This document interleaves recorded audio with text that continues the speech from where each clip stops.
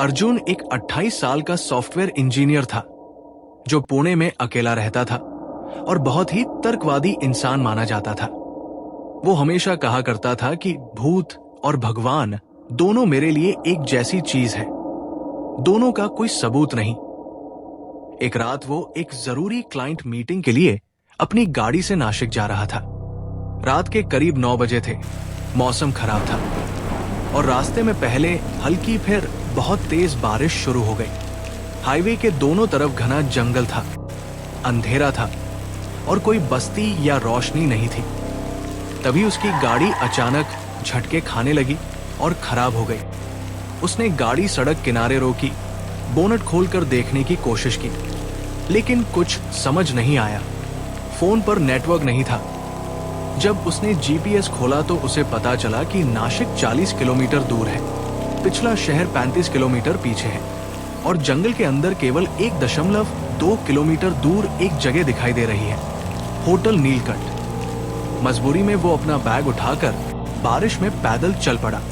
कुछ देर बाद उसे जंगल के बीच एक पुरानी 3 मंजिला इमारत दिखी जिस पर फीके लाल रंग से होटल नीलकंठ लिखा था। होटल बहुत पुराना, वीरान और अजीब लग रहा था। पार्किंग में सिर्फ एक धूल भरी पुरानी गाड़ी खड़ी थी। अंदर रिसेप्शन पर लगभग 55 साल का एक आदमी बैठा था जिसके बैज पर नाम लिखा था रमेश। उसका चेहरा बिल्कुल सपाट था और वो एक पुरानी डायरी में कुछ लिख रहा था। अर्जुन ने उससे कमरा मांगा तो उसने 204 नंबर कमरा दे दिया, लेकिन चाबी देते वक्त धीमी आवाज में कहा, 203 का दरवाजा कभी मत खोलना, चाहे अंदर से कोई भी आवाज आए, चाहे कुछ भी सुनो रात को। अर्जुन ने कारण पूछा तो उसने बस इतना कहा, बंद रहता है, बस इतना जानना काफी है। अर्जुन 204 में जाकर सो गया, लेकिन रात के 1 बजकर उसकी आंख खुली। उसे 203 की तरफ से लगातार कदमों की आवाज सुनाई देने लगी, जैसे कोई कमरे में बार बार चक्कर लगा रहा हो। कुछ देर बाद वो आवाज बंद हो गई, लेकिन उसके बाद एक बच्चे के रोने की हल्की मगर साफ आवाज आने लगी। अर्जुन डर गया, लेकिन रमेश की चेतावनी याद करके कमरे से बाहर नहीं निकला। अगली सुबह उसने रमेश से पूछा कि 203 में कौन था, लेकिन रमेश ने बिना कोई भाव दिखाए कहा, कोई नहीं। अर्जुन होटल छोड़कर चला गया, लेकिन वो आवाज उसके दिमाग से नहीं निकली। पुणे लौटकर उसने इंटरनेट पर होटल नीलकंठ नासिक हाईवे खोजा, लेकिन उस होटल का कोई रिकॉर्ड, वेबसाइट, रिव्यू या लिस्टिंग कहीं नहीं मिली, जैसे वो होटल दुनिया में आधिकारिक तौर पर मौजूद ही नहीं था। उसने अपने दोस्त विक्रम को यह सब बताया तो उसने कहा कि शायद थकान, बारिश और डर के कारण उसे भ्रम हुआ होगा। अर्जुन ने भी खुद को यही समझाया, लेकिन 3 हफ्ते बाद जब वो फिर नासिक गया और वापसी में दूसरी सड़क पर उसकी गाड़ी का टायर पंचर हो गया, फोन फिर नेटवर्क से बाहर था और बारिश फिर शुरू हो गई तो दूर उसे एक रोशनी दिखाई दी। मजबूरी में वो उसी दिशा में गया और फिर से उसी होटल नीलकंठ के सामने खड़ा था।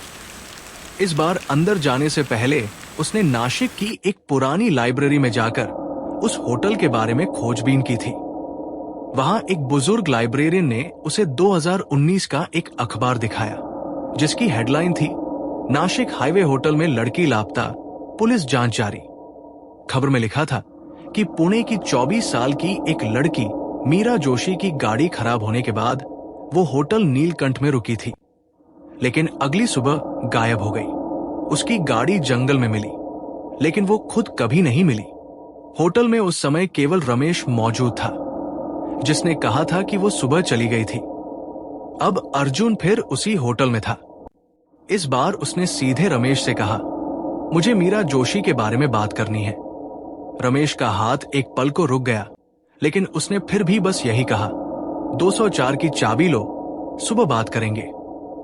उस रात फिर 203 से आवाजें आने लगी, लेकिन इस बार बच्चे के रोने की जगह दीवार पर 3 बार दस्तक हुई और फिर एक धीमी पुरुष आवाज आई, वो अंदर है, अभी भी, तुम उसे बाहर निकाल सकते हो। अर्जुन डरते डरते कमरे से बाहर निकला और 203 का दरवाजा खोल दिया। अंदर कोई नहीं था, कमरा खाली था, लेकिन कमरे के कोने में धूल पर उंगलियों से लिखा हुआ था मीरा, और उसके नीचे वो मुझे जाने नहीं दे रहा। सुबह अर्जुन ने रमेश को सब बताकर धमकी दी कि वो पुलिस बुलाएगा। इस बार रमेश टूट गया। वो कुर्सी पर बैठा बैठा रोने लगा और फिर उसने सच बताया, वो मेरी बेटी थी, मीरा। उसने बताया कि उसकी पत्नी से उसका रिश्ता सालों पहले टूट गया था और जब मीरा सिर्फ 3 साल की थी तब वो उससे दूर हो गई थी। मीरा अपनी मां के साथ बड़ी हुई और उससे नफरत करती रही। सालों बाद 2019 में मीरा ने अचानक उसे फोन किया और कहा कि वो उससे मिलना चाहती है, सब ठीक करना चाहती है। वो उस रात होटल आई और कमरा 203 में रुकी।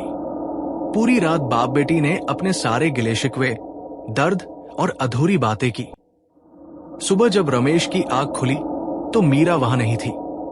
उसने सोचा वो शायद बिना बताए चली गई होगी, लेकिन फिर वो कभी नहीं मिली।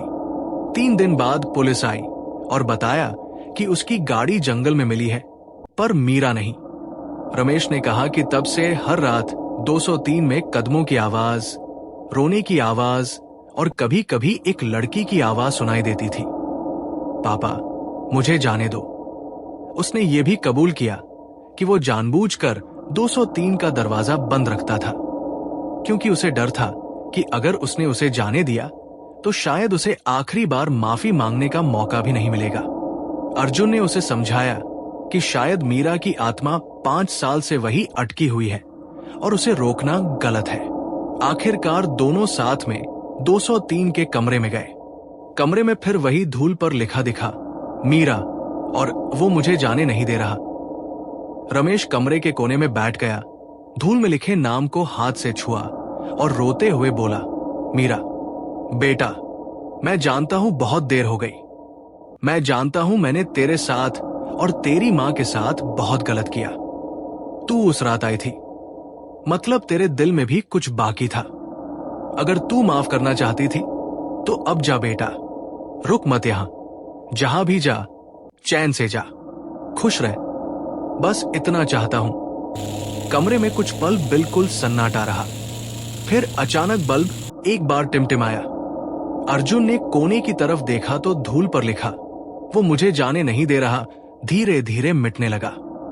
थोड़ी ही देर में वहां सिर्फ मीरा बचा और फिर उसके नीचे जैसे किसी अदृश्य उंगली ने अभी अभी लिखा हो, माफ किया पापा। ये देखकर रमेश घुटनों पर गिरकर रोने लगा और अर्जुन चुप खड़ा रहा। उस रात पहली बार होटल नीलकंठ में कोई आवाज नहीं आई, न कदमों की, न रोने की, न किसी दस्तक की।